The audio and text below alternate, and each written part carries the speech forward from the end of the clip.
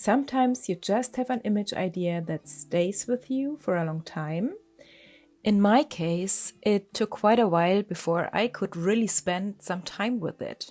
There were already sketches and notes that I had put down on paper over the last few weeks.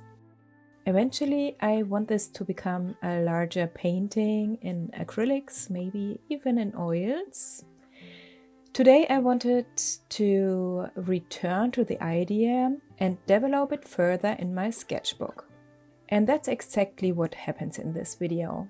I'm filling a sketchbook spread with you using watercolor, gouache, colored pencils, and a black fine liner. So you will also get to see a bit of how I develop my ideas. This spread was created over the course of 3 different days.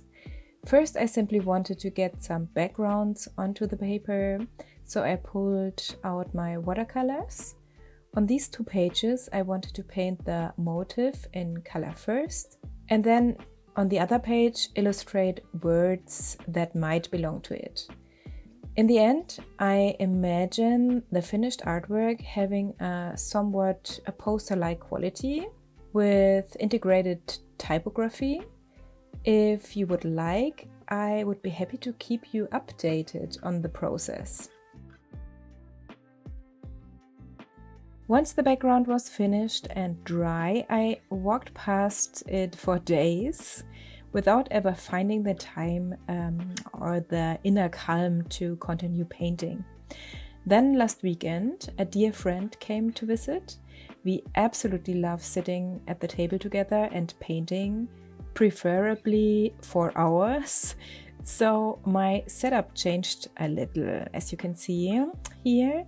It's not ideal for filming, but I wanted so badly to continue working on these pages that I just accepted it. Even though the image is a little crooked now, I hope that's okay. Unfortunately, the camera wasn't running while I sketched the motif, but I think you can still tell what the theme is. It's a heart, let's say, protected by ribs, while veins and arteries are growing and winding around it. There wasn't enough room at the top of the page here, and I had planned for the text to go there or perhaps extend it into that space. In the end, I implemented that idea on the opposite page instead. You could probably look at these pages and draw conclusions about my emotional state at the moment. Yes, you probably could, but I'm not going to go into that in detail. What I can say is that I currently feel a strong need to develop artistically. I want to paint what it's burning inside me right now, so bring emotions onto paper or canvas. To reconnect with older styles, combine them with what's currently swirling around in my head, and with a visual language that consistently brings me joy. Right now, I need to experiment a little in order to find myself again and reconnect with what I feel. I'm happy to take you along on that journey, and I truly hope it's something you enjoy watching. I loved the sketch. Even so, I wanted to move away from outlines and work more with shapes and color. Lately, I've really been enjoying painting with gouache over watercolor. Watercolor gives us such beautiful effects. The colors have texture and flow into each other wonderfully. I think watercolor is the perfect foundation. On top of that, you can build the image with a more opaque medium. The wonderful thing about gouache is that you can work both opaquely and transparently. And that fits very well with the way I enjoy painting right now. Here I started darkening the background to bring the motif forward. This is what I really often do. That was actually quite a lot of work because I had drawn so many intricate details. It's fascinating to watch all the different stages of the painting again during editing here my video. Some of the intermediate results are beautiful on their own. The piece could have gone in several completely different directions. In that sense, I'm glad that I film my process so often. This idea inspires me so much that I can hardly wait to continue working on it. The next step would be a sketch on a large canvas. There are still a few things I would change or expand upon. In this case, I can think of so many interesting possibilities that the project has already grown another step in my mind. How do you develop your ideas? Do you slowly feel your way toward them, or do you just jump right in? For me, it's probably both. Very often I simply start and see where the process takes me because I usually don't enjoy painting the same image more than once. It quickly becomes boring. Sometimes something doesn't work because I hadn't fully thought it through before I started. Then those unfinished paintings end up sitting around waiting until I find a solution.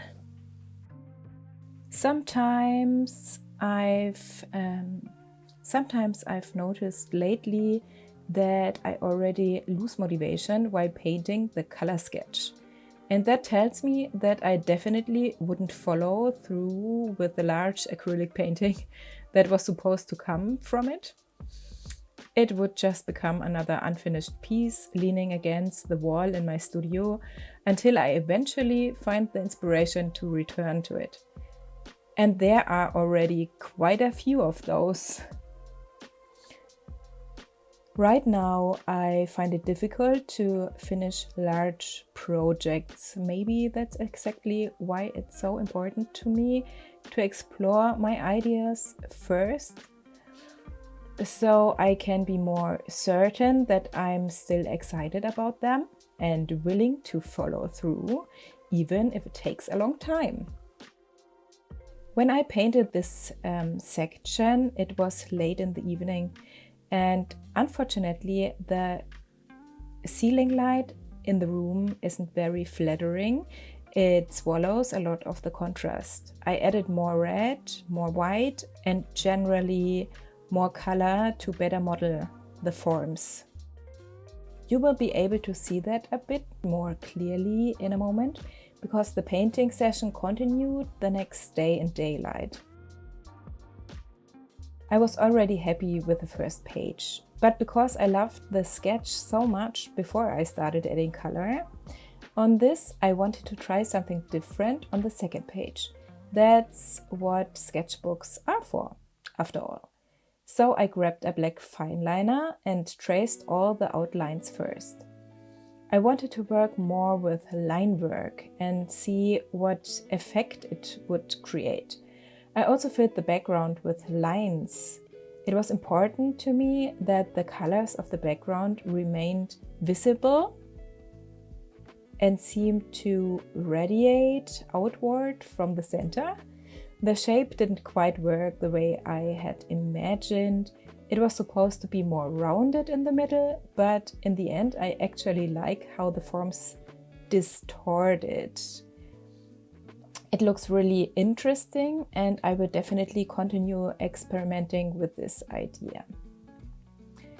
I haven't really shown you much of my studio yet. Most of the videos are filmed at home in my office, but I also have a lovely bright studio downtown where I usually work on larger paintings, and many of my finished artworks are hanging there.